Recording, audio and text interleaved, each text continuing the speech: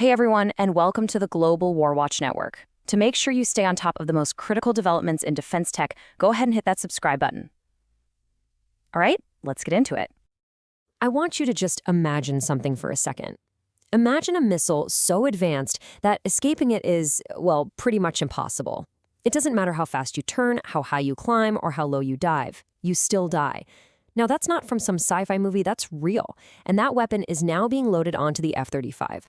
Say hello to the Meteor. This thing, developed by a group of European countries, is not just another missile. Oh no, it is a fundamental rethinking of what an air-to-air weapon is even capable of, and it's about to be teamed up with the world's most advanced stealth fighter. So, to really get why the Meteor is such a massive deal, you first have to understand how modern air combat actually works. It's all fought beyond visual range, or BVR. In that kind of fight, you're not in a classic dogfight. It's a duel fought with sensors and missiles across huge distances. And the winner?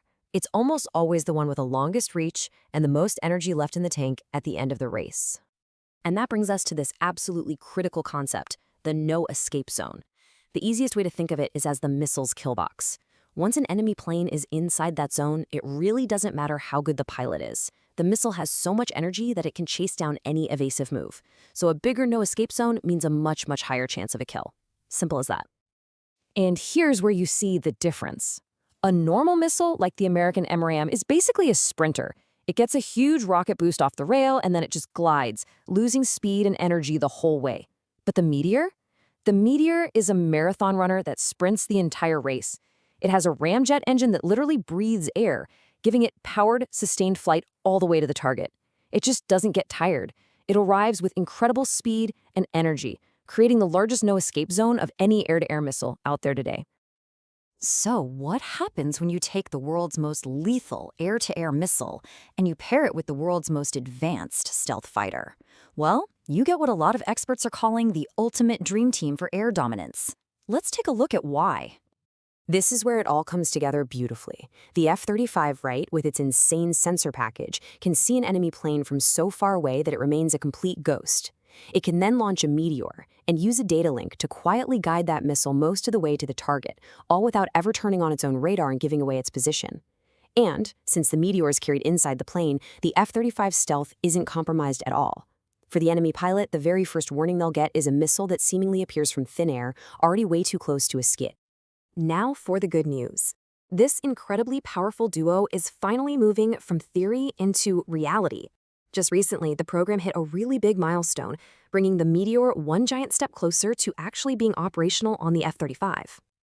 Over at Edwards Air Force Base, engineers have been busy. They've completed a series of absolutely critical ground tests. They've done fit checks to make sure the missile physically fits inside the F-35A's weapons bay, and then they've run ground vibration tests to ensure it can handle the intense stresses of flight. This was a huge moment, sponsored by Italy and the UK, and it basically clears the path for the final hurdle, actual flight testing. So, we have this unbelievable technology. We have successful tests. Everything should be on the fast track, right? Well, not exactly. The program has slammed into a massive, and I mean massive, roadblock, and it has to do with the F-35 itself. You see, to unlock the full power of weapons like the Meteor, the F-35 needs a huge software and hardware upgrade. It's called Block 4. But as this quote from the U.S. Government Accountability Office makes painfully clear, the Block 4 program is in deep, deep trouble. It's facing delays, cuts to what it can even do, and out-of-control costs. And let's just look at the timeline, because this really shows you the scale of the problem. The original plan was to have Meteor integrated by 2027. Then, by 2024, that slipped to 2029. Now, the government's own watchdog estimates we probably won't see it until 2031 at the earliest, with some of the other advanced features pushed all the way to 2033. We're talking about a total delay of at least 5 years, maybe more. So, why does a 5-year delay matter so much? Because in the world of military tech, 5 years is an eternity. And while the F-35 program is dealing with all these delays, you can be sure its potential adversaries are not just sitting around waiting. This creates a really, really dangerous situation. Just look at this comparison. The current U.S. missile, the AMRAAM, is a good weapon, but it's an older design. The Meteor, with its Ramjet, is the gold standard. But then you look at China's PL-15. It uses a different tech, a dual-pulse motor to get extreme range, supposedly over 200 kilometers. It's built to hunt down the big, important targets, like fuel tankers and AWACS planes, threatening the very backbone of Western air power. The competition is not slowing down.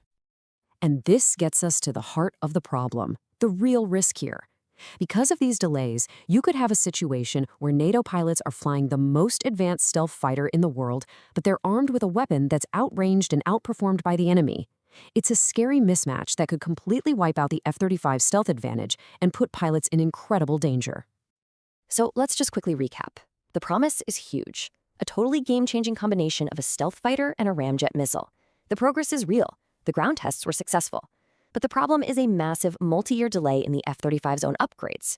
And that creates the peril, a dangerous capability gap where our best fighter could be at a serious disadvantage.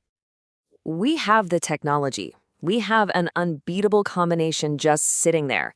But bureaucracy and technical problems are putting its deployment at serious risk. And that leaves all of us with a really critical and, frankly, unsettling question. In a world that's changing this fast, will the F-35's ultimate weapon even arrive in time to matter? Thank you so much for joining us for this explainer. What do you think about these Block 4 delays and this potential capability gap? Let us know your thoughts down in the comments. And of course, don't forget to like, share, and subscribe to the Global WarWatch Network, and join our community on social media to keep the conversation going. We'll see you next time.